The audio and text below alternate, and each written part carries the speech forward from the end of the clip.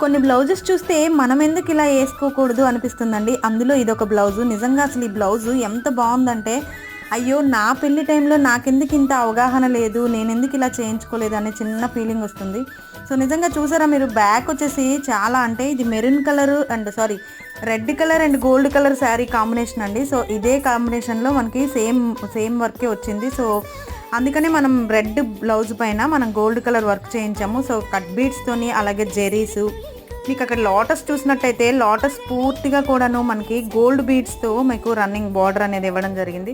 So ఇదంతా కూడాను gold look అనమాట. లైవ్లో చూస్తే మీకు వీడియోలో కంటే లైవ్లో చాలా అంటే చాలా షైనింగ్ అనిపిస్తుంది.